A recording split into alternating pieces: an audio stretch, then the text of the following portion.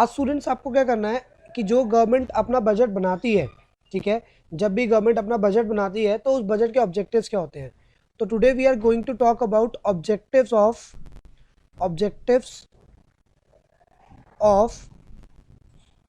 Government budget, ठीक है। ये टॉपिक है जो आज हमें करना है। देखो, डेफिनेट सी बात है कि जब गवर्नमेंट एक बजट को बना रही है, जब गवर्नमेंट एक बजट तैयार कर रही है कि इतना हम एक्सपेंडिचर करने वाले हैं, इतनी हम रिसोर्स लेने वाले हैं, तो उसके पीछे कोई ना कोई तो मोटिव होगा। जो गवर्नमेंट अपना बजट बना रही है तो उसमें कोई ना कोई तो मोटिव होगा, किसी चीज को तो गवर्नमेंट एम करती होगी, and that is why government manage कर रही है सारे रिसोर्स और सारे एक्सपेंडिचर को। सो आपको वही पढ़ना है कि जो गवर्नमेंट अपना बजट बना रही है तो उस बजट को बनाने के पीछे क्या क्या ऑब्जेक्टिव्स होते हैं। प्लीज बी केयरफुल, क्योंकि इसमें एग्जाम में क्वेश्चंस आते हैं अच्छे खासे इससे। तो सबसे पहला पॉइंट स्टूडेंट हमारे पास क्या है, सबसे पहला पॉइंट है री एलोकेशन ऑफ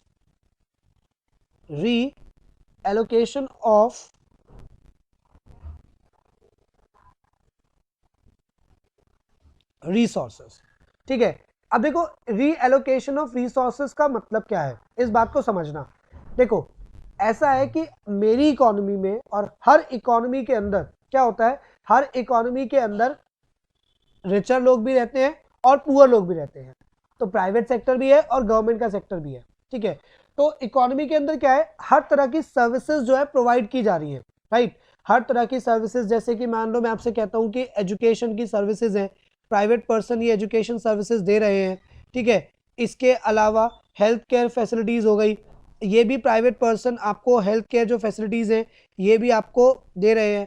इसके अलावा रेशन फैसिलिटी हो गई, तो ये भी है आपको प्राइवेट सेक्टर दे रहे हैं।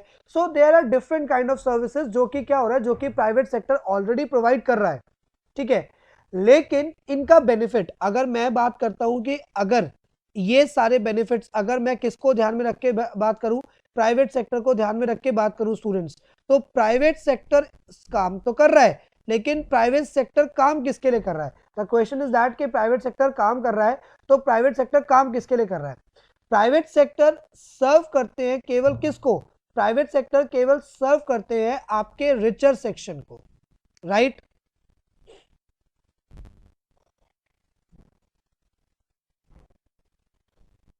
ठीक है, तो प्राइवेट सेक्टर किसको सर्व करते हैं स्टूडेंट्स, प्राइवेट सेक्टर सर्व करते हैं सिर्फ रिचर सेक्शन को। लेकिन यार रिचर सेक्शन के अलावा हमारे पास पुअर सेक्शन भी तो है, हमारे पास ऐसे भी तो लोग हैं जो पुअर है, जिनके पास अफोर्डेबिलिटी नहीं है। तो स्टूडेंट्स गवर्नमेंट इसीलिए अपना बजट बनाती है जिससे कि गवर्नमेंट क्या कर सके, जिससे कि गवर्नमेंट दो चीजों के ऑब्जेक्टिव को पूरा कर सके।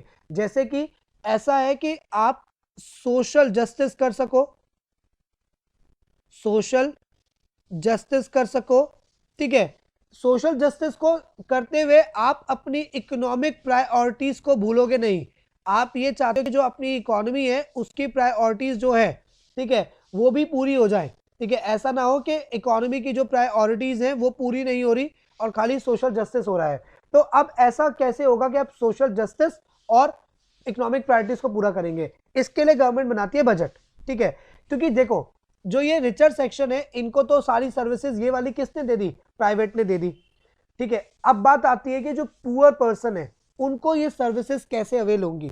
सो that is the reason government prepares its budget. Government अपना बजट क्या करती है, प्रिपेयर करती है, ताकि जो पुअर सेक्शन है सोसाइटी का, ठीक है, जो हमारी सोसाइटी का पुअर सेक्शन है उसको सर्व किया जा सके, सोसाइटी के अंदर हर तरीके की फैसिलिटीज उनको भी अवेल करवाई जा सके।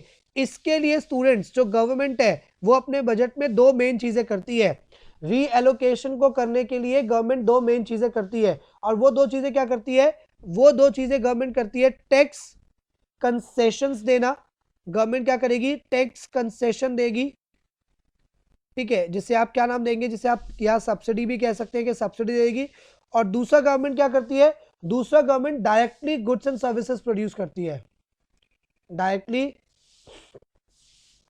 प्रोड्यूसिंग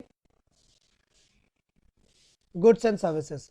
ये दो चीजें गवर्नमेंट स्टूडेंट्स करती है, किसके लिए, अपने री एलोकेशन रिसोर्सेज के लिए। टैक्स कंसेशन में क्या होगा, टैक्स कंसेशन में गवर्नमेंट क्या करती है, इन्वेस्टमेंट को प्रमोट करने के लिए कि देश में ज्यादा से ज्यादा इन्वेस्टमेंट हो, ठीक है, लोग ज्यादा से ज्यादा पैसा लगाएं, गवर्नमेंट क्या करती है, उनको अच्छी खासी सब्सिडी देगी। क्योंकि जब तुम्हें सब्सिडी मिलेगी तो डेफिनेट सी बात है तुम इन्वेस्टमेंट करोगे, राइट। जब तुम्हें सब्सिडी मिलेगी तो तुम इन्वेस्टमेंट करोगे। सिमिलरली जब आपको टैक्स कंसेशन दिया जाता है, टैक्स कंसेशन देने का मतलब क्या है?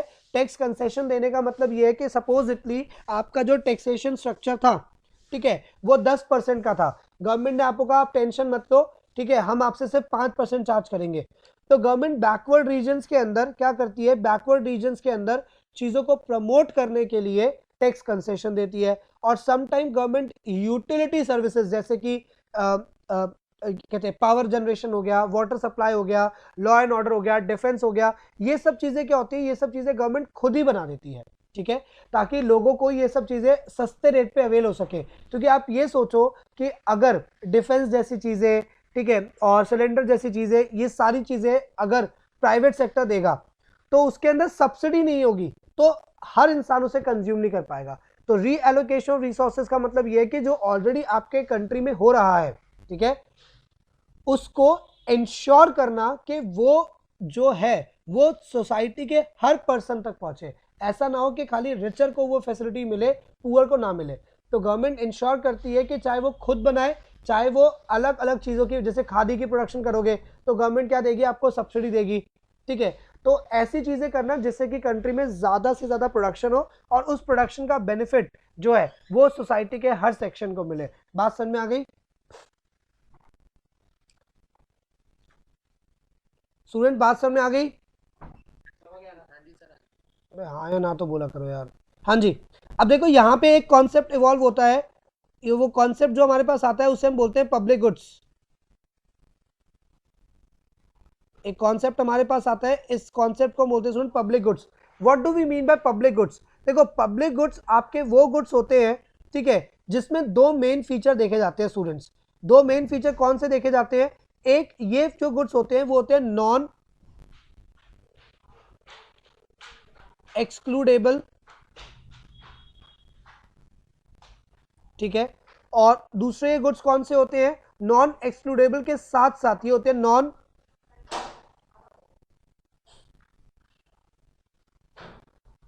राइवलरी। इनका मतलब क्या है? देखो स्टूडेंट्स, नॉन एक्सक्लूडेबल इसका मतलब ये है कि इसकी कंजम्पशन से आप किसी को एक्सक्लूड नहीं कर सकते, ठीक है। मतलब वो पर्सन इस पर्टिकुलर गुड का पूरा बेनिफिट लेगा और बिना पे करे लेगा। आप ये नहीं कह सकते भाई तूने पे नहीं किया तो तू उसका बेनिफिट नहीं ले सकता, ठीक है। जैसे कि मान लो गवर्नमेंट ने कोई भी ब्रिज कंस्ट्रक्ट किया, कोई भी डैम कंस्ट्रक्ट किया। अब गवर्नमेंट कोई ब्रिज कंस्ट्रक्ट करेगी, कोई डैम कंस्ट्रक्ट करेगी, तो उस केस में क्या होगा? उस केस में होगा ये कि जब आप ब्रिज या डैम को कंस्ट्रक्ट करोगे तो बहुत से लोग हैं जो उसका यूज करेंगे, ठीक है, बहुत से लोग हैं जो उस ब्रिज से जाएंगे। लेकिन आप ऐसे थोड़ा ना कहोगे कि भाई तूने इस ब्रिज को बनाने के पैसे नहीं दिए तो तू इसे यूज नहीं कर सकता। आप ऐसा नहीं कर सकते, तो इसे बोलते हैं नॉन एक्सक्लूडेबल। ऐसा कब होता है? मान लो मैं आपसे कहता हूं कि कोई गुड है जो है प्राइवेट गुड। प्राइवेट गुड जो होता है वो होता है एक्सक्लूडेबल, ठीक है। प्राइवेट गुड क्या होता है? एक्सक्लूडेबल होता है स्टूडेंट। एक्सक्लूडेबल कैसे होता है? क्योंकि भाई मैंने पैसा लगाया है ना, तो मैं कह दूंगा भाई ये पर्टिकुलर जगह, ये पार्क मैंने बनाया है तो ये मैं ही यूज करूंगा, तुम नहीं आ सकते। भाई जैसे बड़े बड़े लोगों के फार्म हाउस होते हैं, प्राइवेट फार्म हाउस है तो आप नहीं जा सकते। अब गवर्नमेंट ने इतने बड़े बड़े पार्क बना रखे, इतने बड़े बड़े पार्क, आप जाओ, कोई नहीं रोक सकता आपको। तो पब्लिक गुड्स नॉन एक्सक्लूडेबल होते हैं कि आप किसी को उसकी कंजम्पशन से रोक नहीं सकते। और ये साथ ही साथ में नॉन राइवलरी होते हैं।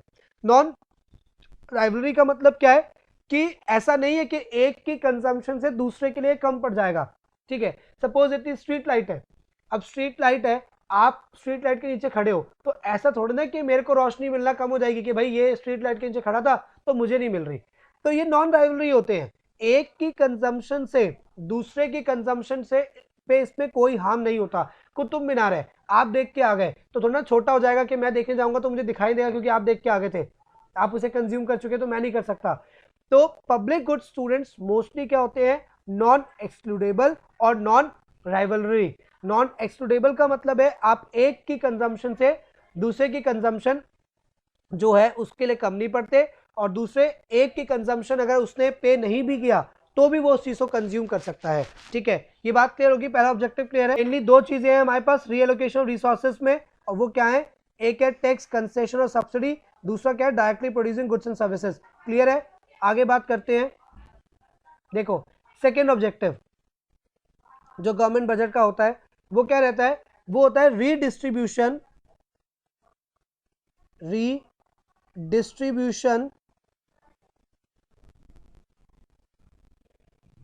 Of income and wealth. ठीक है, that is redistribution of income and wealth. Redistribution of income and wealth का मतलब क्या है? देखो, गवर्नमेंट जब अपना ये वाला बजट अडॉप्ट करती है तो इस बजट के थ्रू गवर्नमेंट क्या करती है, इस बजट के थ्रू गवर्नमेंट का जो मोटिव होता है वो सबसे ज्यादा क्या होता है कि आपकी जो इकोनॉमी है, इस ऑब्जेक्टिव के थ्रू गवर्नमेंट क्या कोशिश करती है, government aims to lower down income inequalities, कि जो इनकम की इनइक्वालिटीज है, गवर्नमेंट कोशिश करती है कि ये इनकम की इनइक्वालिटीज को खत्म कर सके, किसके थ्रू? अपने बजट के थ्रू। अब गवर्नमेंट इसमें ऐसा करती कैसे है कि इन चीजों को खत्म कर पाती है? देखो, सबसे पहले जो ये चीज काम करती है वो क्या काम करती है, वो ये काम करती है, यहाँ पे गवर्नमेंट इनकम एंड वेल्थ को रिडिस्ट्रीब्यूट कैसे करती है, ध्यान समझना। देखो, जब हम टैक्सेशन की बात करते हैं स्टूडेंट्स, आगे हम पढ़ेंगे टैक्सेशन की डेफिनेशन क्या होती है। ठीक है, फिलहाल आप समझो टैक्सेशन क्या होता है स्टूडेंट। टैक्सेशन का मतलब होता है कि जब आप एक कंट्री में रहते हो, ठीक है, तो अगर आप एक कंट्री में रहते हो तो आपको उस कंट्री के अंदर क्या करना पड़ता है, आपको उस कंट्री में उसके लॉज के अकॉर्डिंग वहां पे टैक्स पे करना पड़ता है, अगर आप उतने स्लैब में आते हो तो। ठीक है, टैक्सेशन को हम दो पार्ट में स्टूडेंट्स डिवाइड करते हैं। ठीक है, या फिलहाल टैक्सेशन वाला कॉन्सेप्ट जो है वो आगे पढ़ेंगे, क्योंकि आगे आपके पास इन डेप्थ है ही। फिलहाल आप समझो, आपको इतना तो बेसिक आइडिया पता ही है, टैक्स नाम की एक चीज होती है। तो अगर मैं टैक्स को एग्जांपल लेके बात करता हूं, तो गवर्नमेंट क्या करती है, देखो, टैक्सेशन को दो तरीके से कलेक्ट किया जाता है गवर्नमेंट के थ्रू। एक होता है प्रोग्रेसिव टैक्सेशन सिस्टम, प्रोग्रेसिव, ठीक है, टैक्सेशन सिस्टम। एक होता है रिग्रेसिव। ठीक है, प्रोग्रेसिव और regressive. Students, progressive taxation system क्या करता है, प्रोग्रेसिव टैक्सेशन सिस्टम अपने नाम के हिसाब से है, जैसे जैसे तुम्हारी इनकम बढ़ती जाएगी इसका परसेंटेज तुम्हारे लिए बढ़ता जाएगा। तुम 5 लाख कमा रहे थे, ये 5% था, तुम 10 लाख कमा रहे हो, ये 10% है, तुम 15 लाख कमाओगे, ये 15% हो जाएगा, तुम 20 लाख कमाओगे, 20% हो जाएगा। एक ऑफकोर्स एक मैक्सिमम स्लैब आता है, जैसे कि हमारे देश में वो 30% का स्लैब है कि मैक्सिमम 30% आप दोगे। ठीक है, एक स्लैब होता है, उस स्लैब से ऊपर आप नहीं दे सकते, उससे ऊपर आप नहीं लेते, तो इसे बोलते हैं प्रोग्रेसिव टैक्सेशन सिस्टम। रिग्रेसिव क्या होता है स्टूडेंट्स, जो भी टैक्स आप गुड्स एंड सर्विसेज पे देते हो ना, जितना भी टैक्स आप गुड्स एंड सर्विसेज पे दे रहे हैं, उस टैक्स को हम क्या बोलते हैं, उस टैक्स को हम बोलते हैं रिग्रेसिव। क्यों? मान लो सपोज इटली मैं आपसे कहता हूं कि आपका ट्यूशन फीस जो है वो मान लो 2,000 रुपए है, और आपका 2,000 रुपए फीस के ऊपर 18% टैक्स आता है। आपके फादर की सैलरी 1 लाख रुपए है, अभी भी 2,000 रुपए के ऊपर 18% देंगे, उनकी सैलरी 2 लाख रुपए हो गई, वो अभी भी 2,000 रुपए की फीस के ऊपर 18% देंगे। तो इनकम बढ़ने पे उनको ये 18% बहुत कम लगने लगेगा। ठीक है, क्योंकि वो ज्यादा कमा रहे हैं। अब क्योंकि वो ज्यादा कमा रहे हैं तो उनके लिए 18% कम है, जिसकी इनकम कम रहेगी उसको ही ज्यादा लगेगा। तो ये रिग्रेसिव हो गया। ठीक है, कि जैसे जैसे तुम्हारी इनकम बढ़ती जाएगी तुम्हें ये बर्डन कम लगने लगेगा। लेकिन ये प्रोग्रेसिव, जैसे जैसे इनकम बढ़ती जाएगी ये जो बर्डन है तुम्हारा बढ़ता चला जाएगा। ठीक है, तो गवर्नमेंट करती क्या है students, government progressive taxation system को अडॉप्ट करती है। मतलब गवर्नमेंट क्या करेगी, गवर्नमेंट प्रोग्रेसिव टैक्सेशन सिस्टम को अडॉप्ट करेगी टू रेज टैक्स रेवेन्यू।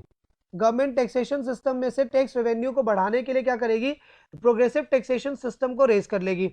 जब यहां से टैक्स रेवेन्यू रेज हो जाएगा तो ये टैक्स रेवेन्यू क्या किया जाएगा, ये टैक्स रेवेन्यू को यूटिलाइज किया जाएगा, किसके लिए यूटिलाइज किया जाएगा, टू प्रोवाइड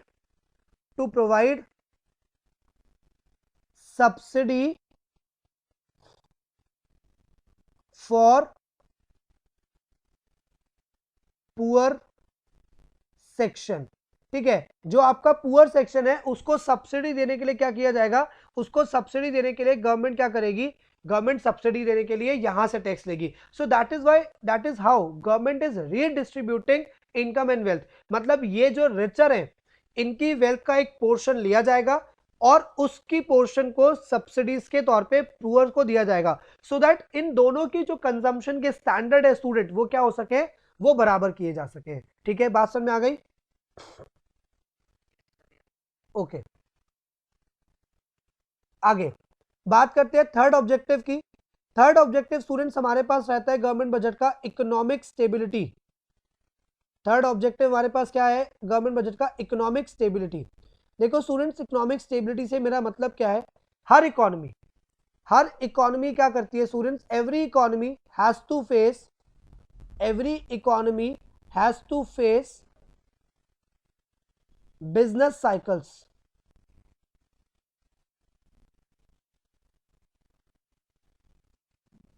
हर इकोनॉमी को क्या करना पड़ता है? हर इकोनॉमी को बिजनेस साइकिल को फेस करना पड़ता है। ठीक है, बिजनेस साइकिल क्या होते हैं स्टूडेंट्स? बिजनेस साइकिल का मतलब होता है, आप बहुत शॉर्ट और सिंपल लैंग्वेज में समझे, ups and downs in economic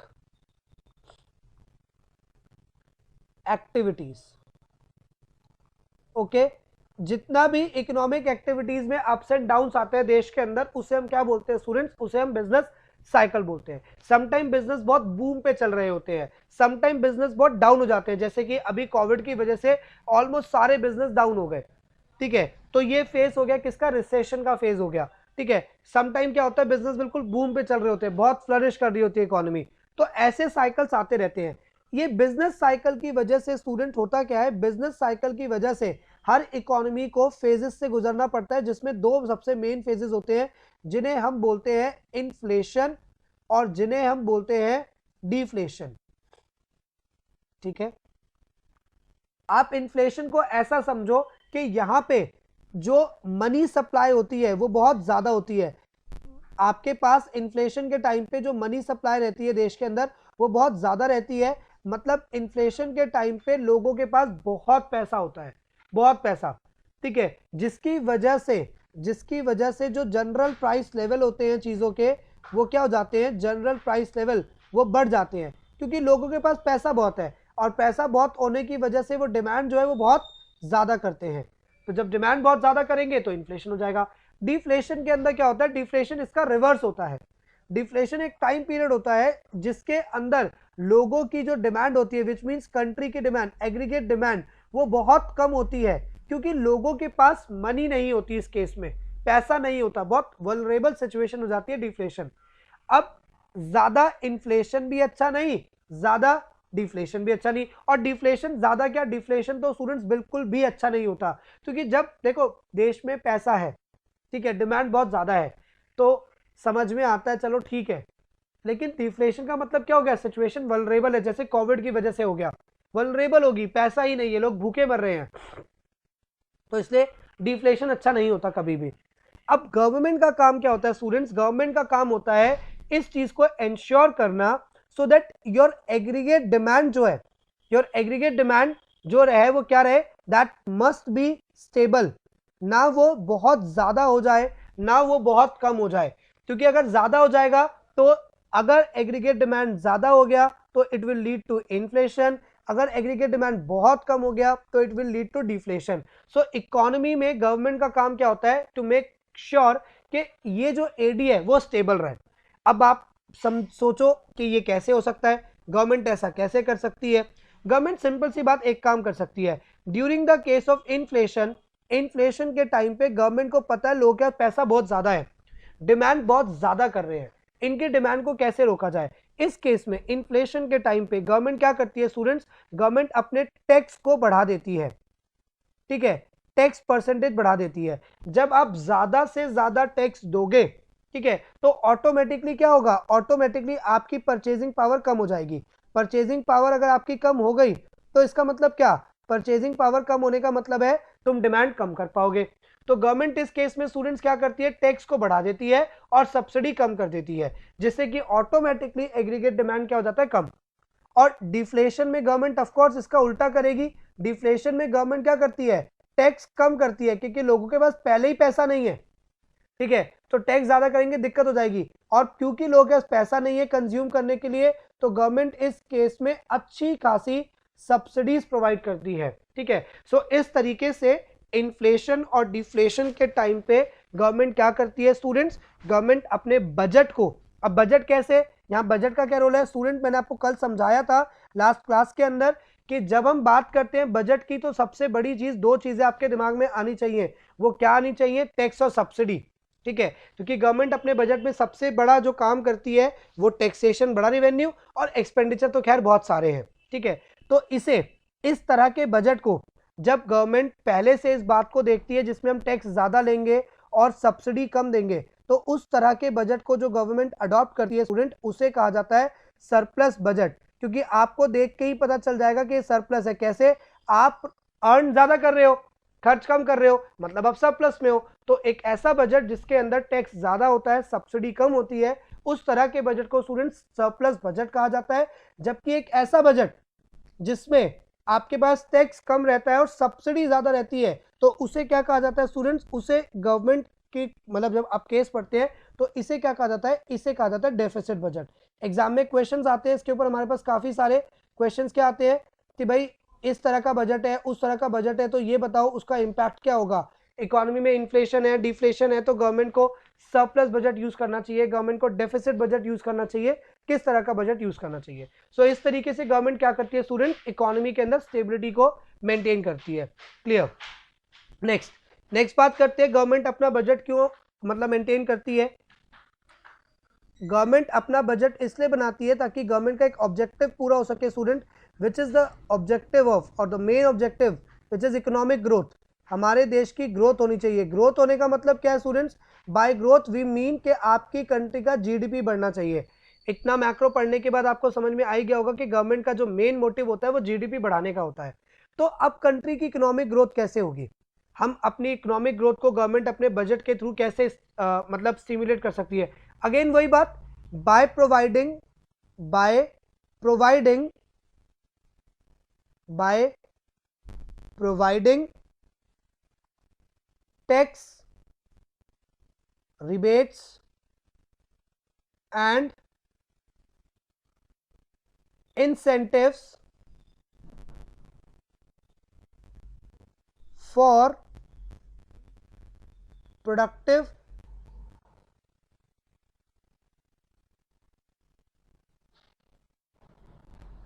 venture. जितने भी प्रोडक्टिव वेंचर है, आप क्या करो? आप उन प्रोडक्टिव वेंचर के लिए टैक्स रिबेट दो, आप उनको इंसेंटिव्स दो। ठीक है, जिससे कि क्या हो? जिससे कि ज्यादा से ज्यादा बिजनेस एक्टिविटीज देश में प्रमोट हो। जितनी ज्यादा बिजनेस एक्टिविटीज आपकी कंट्री में प्रमोट होंगी, उतना ही ज्यादा क्या होगा? जीडीपी बढ़ेगा, प्रोडक्शन बढ़ेगी तो जीडीपी बढ़ेगा। इसके अलावा गवर्नमेंट क्या कर सकती है? Increase its expenditure on infrastructure. Government क्या कर सकती है स्टूडेंट्स? अपने इंफ्रास्ट्रक्चर पे खर्च कर सकती है। क्योंकि जब देश का इंफ्रास्ट्रक्चर अच्छा होगा तो it will directly lead to the enhancement of productivity. आप जानते हैं कि जिस देश का इंफ्रास्ट्रक्चर अच्छा होता है उस देश के अंदर प्रोडक्टिविटी अच्छी। इंफ्रास्ट्रक्चर अच्छा होने का मतलब है हर तरीके से इंफ्रा अच्छा होना, मतलब लोगों का ज्यादा अच्छा पढ़ा लिखा होना। ठीक है, ज्यादा से ज्यादा आपके कंट्री के अंदर रोड ट्रांसपोर्टेशन सिस्टम का एडवांस होना, इसके अलावा पावर सिस्टम का स्ट्रांग होना, कम्युनिकेशन सिस्टम का बहुत स्मूथ रहना। सो ये सारी चीजें क्या करती हैं? इंफ्रास्ट्रक्चर को बनाती हैं। तो जितना कंट्री का इंफ्रास्ट्रक्चर अच्छा होगा उतना ये क्या करेगा? प्रोडक्टिविटी को टारगेट करेगा। प्रोडक्टिविटी को टारगेट करेगा तो उससे फायदा क्या? उससे फायदा ये कि कंट्री के अंदर क्या होगा? जीडीपी बढ़ेगा, हमारी तो इन्वेस्टमेंट्स आएंगी, प्लस फॉरेन के जो देश है, बाहर के जो देश है, वो भी हमारे देशों में क्या करेंगे? इन्वेस्ट करना शुरू कर देंगे। ठीक है, तो गवर्नमेंट इस तरीके से अलग अलग तरीके से अपने एक्सपेंडिचर्स को मैनेज कर सकती है और उसके एक्सपेंडिचर्स को क्या कर सकती है? डाइवर्स कर सकती है लीस्ट प्रोडक्टिव जगहों से ऐसी जगहों पे जो क्या है? देश के लिए प्रोडक्टिव है और कंट्री को मतलब कंट्री को बिल्ड करें।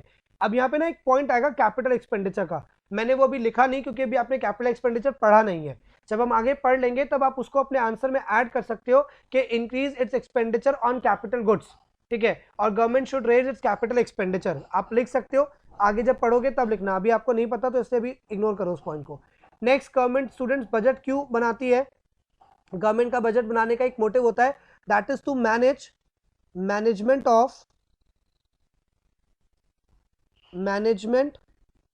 Of public enterprises. जो हमारी गवर्नमेंट बजट बनाती है उसके बजट बनाने के पीछे एक मोटिव और है, और वो क्या है, पब्लिक एंटरप्राइजेस को क्या करना, मैनेज करना, पब्लिक एंटरप्राइजेस को क्या करना, प्रमोट करना। अब देखो स्टूडेंट्स, इसका मतलब क्या है, देखो हमारी कंट्री में बहुत सारे पब्लिक सेक्टर्स हैं जो काम कर रहे हैं, ठीक है, और ये पब्लिक सेक्टर्स काम किसके लिए करते हैं, for the sake of, for the sake of social welfare, है ना भाई। गवर्नमेंट के सेक्टर से तो इनका जो प्राइमरी मोटिव रहेगा वो क्या रहेगा, सोशल वेलफेयर का। तो सोशल वेलफेयर के केस में होता क्या है, सोशल वेलफेयर के केस में इनका रेवेन्यू कलेक्शन हमेशा क्या रहेगा, कम रहेगा इनके एक्सपेंडिचर से, ठीक है, एक्सपेंडिचर्स हमेशा ज्यादा रहेंगे, रेवेन्यू हमेशा कम रहेंगे। तो आप ये सोचो ये अपने प्रोग्राम्स को कंटिन्यू कैसे कर पाएंगे, इस हिसाब से अगर ये खर्चे करते चले जाएंगे तो एक पॉइंट ऐसा आएगा जहां पे इनके पास खर्चा करने के लिए पैसा बचेगा ही नहीं। तो गवर्नमेंट इसलिए अपना बजट बनाती है सो दैट जो इनका इनका जो सोशल वेलफेयर का प्रोग्राम है उसको गवर्नमेंट क्या कर सके, उसको गवर्नमेंट फाइनेंशियली क्या कर सके, हेल्प कर सके। ऐसे सेक्टर्स को ढूंढे और ऐसे सेक्टर्स को ढूंढ करके उनको फाइनेंशियली आप क्या कर सको, हेल्प कर सको, ताकि वो कंटिन्यू रहे अपने सोशल वेलफेयर के प्रोग्राम में। अदरवाइज क्या होगा, एक पॉइंट आएगा जिस टाइम पे आने के बाद जब उनको किसी भी तरह की गवर्नमेंट से फाइनेंशियल हेल्प नहीं मिलेगी, किसी भी तरह की एड नहीं मिलेगी, जैसे रेलवे है, ठीक है, अभी तक रेलवे भाई अभी तक तो चलो पब्लिक सेक्टर ही चला रहा है, तभी इतना उसका जो फेयर है इतना कम है, ठीक है, चल रहा है, डीटीसी बस है, इतना फेयर उसका जो है वो कम है, ठीक है। अब आप ये सोचने की कोशिश करो कि अगर इसमें प्राइवेट सेक्टर होता तो फेयर बहुत ज्यादा होते, तो कैसे काम चल पाता, हर पर्सन अफोर्ड नहीं कर पाता। अब अगर रेलवे खर्चा करता चला जाए, उसको गवर्नमेंट कोई फाइनेंशियल हेल्प ही ना करे, तो एक पॉइंट आएगा जिसमें वो कहेगा कि भैया हमसे तो काम नहीं चल रहा, इस पर्टिकुलर डिपार्टमेंट को बंद ही कर दो। सो इसलिए गवर्नमेंट के ऐसे बहुत सारे एंटरप्राइजेस है जो किस में लगे पड़े हैं, जो सोशल वेलफेयर के प्रोग्राम्स में लगे पड़े हैं विद मिनिमम चार्जेस, ठीक है, जिसकी वजह से उनके एक्सपेंडिचर्स हैं बट रेवेन्यू नहीं है।